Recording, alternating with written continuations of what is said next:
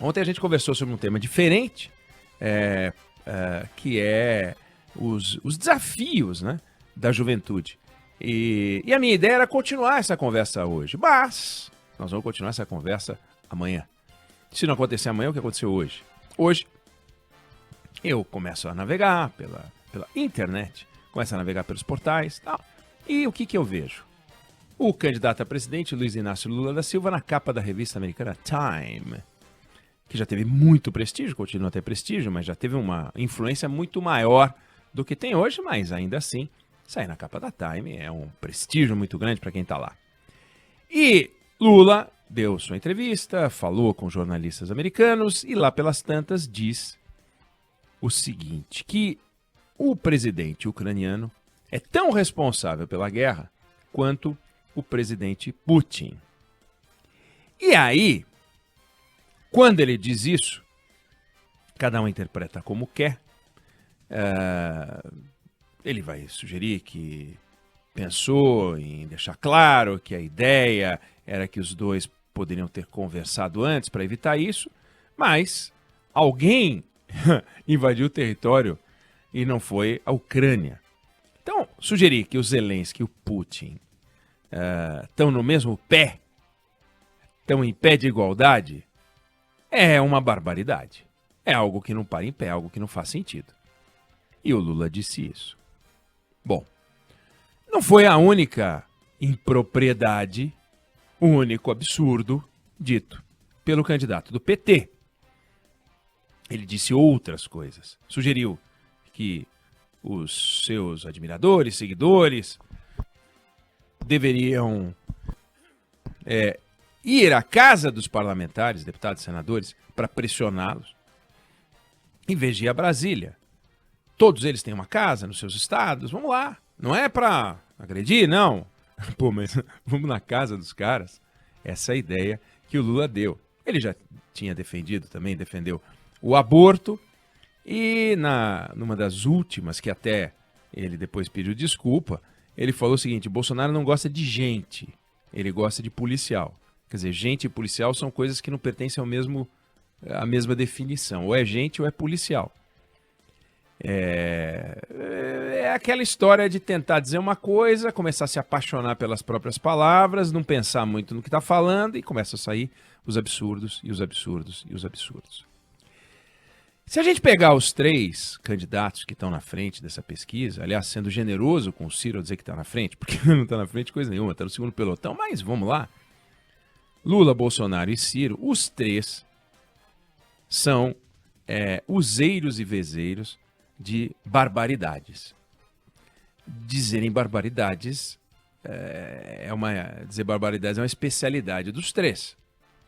O Ciro Gomes, aliás, ganhou fama pelo tiro que deu no pé em 2002, quando ele estava em segundo lugar, só que segundo lugar de verdade, né? Ele estava com 20% das intenções de voto. O Serra, colado nele na margem de erro, estava com 19%, na eleição de 2002, em que o Lula estava em primeiro.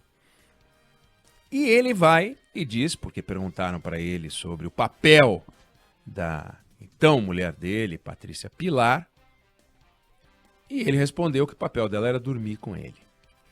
É a história de querer fazer uma gracinha que não tem a menor graça. Quer dizer, o papel da mulher dele é dormir com ele. Esse é o papel da mulher dele. Aí ele já pediu desculpa 300 vezes, fica bravo, diz que essa história tem 20 anos. Mas é uma história, ele falou. E tem histórias que têm 20 anos e que a gente comenta. Momentos que traduzem os pensamentos dos candidatos. Ciro Gomes que disse que ia receber Sérgio Moro a bala. A bala? Como assim receber alguém a bala? Vai sugerir que não, era uma bala dessas de caramelo? Não, a bala. A bala é uma expressão. Ciro Gomes que a toda hora fala uma barbaridade. E Bolsonaro também. Não faltam exemplos. Bolsonaro que detonava o Centrão e se abraçou com o Centrão, que detonou a vacina, né, declarações as mais absurdas, sugerindo que remédios ineficazes funcionam contra a Covid, defesa da ditadura e de torturadores. declarações agressivas em relação ao Supremo Tribunal Federal. O fato é que os 3 primeiros colocados, Lula, Bolsonaro e Ciro, dão declarações absurdas. Tem vários exemplos. A gente poderia citar vários. Alguém poderia dizer, você deu mais exemplos de um do que de outro. Não importa. Os 3 são impressionantes no capítulo das besteiras, dos absurdos. E quando a gente fala besteira, pode até parecer que a gente está minimizando, né? Como besteira? Está minimizando? Aí você vê outros políticos que não têm o tamanho desses, que não têm a importância desses na política nacional, que também falaram barbaridades. Ontem ganhou destaque um vereador de São Paulo que foi desfiliado do partido ao qual estava afiliado, chamado Camilo Cristófaro, que deu uma declaração racista no microfone. Tem o Arthur Duval, que renunciou ao cargo de deputado estadual depois de iniciado o processo de cassação na Assembleia Legislativa, que deu uma declaração inconcebível sobre as mulheres ucranianas. Tem o Daniel Silveira, que dispensa apresentações. E são vários. A gente poderia citar vários exemplos de políticos. A pergunta que eu faço sobre essas declarações todas é: a gente tem que lamentar quando um candidato diz algo assim, ou a gente tem que agradecer? Isso pode parecer uma pergunta tão absurda quanto as declarações que eles fizeram, mas tem um fundamento. A gente tem que lamentar, porque isso mostra o grau de, ou confirma, o grau de desapontamento do eleitor com a inexistência de candidaturas equilibradas. E aí a gente teria que lamentar, puxa vida, seria tão bacana, né?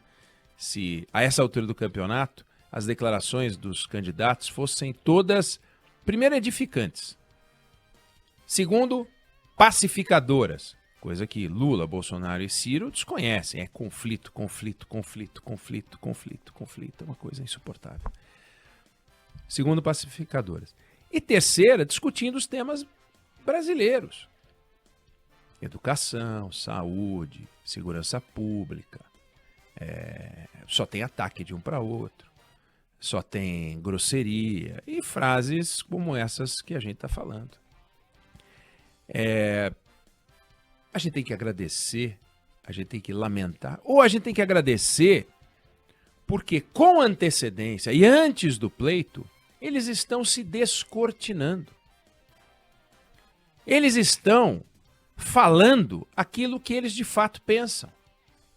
Quer dizer, é ruim ter um vereador que dá uma declaração racista.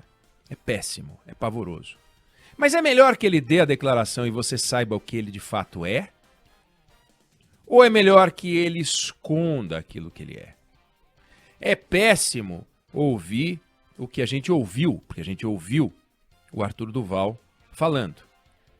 Isso é muito ruim. Mas não seria pior, talvez, esse cidadão se tornar governador de São Paulo com a cabeça que ele revelou ter diante das declarações? Daniel Silveira, quer ser candidato ao Senado do Rio de Janeiro. Será que a gente deve lamentar o que ele falou?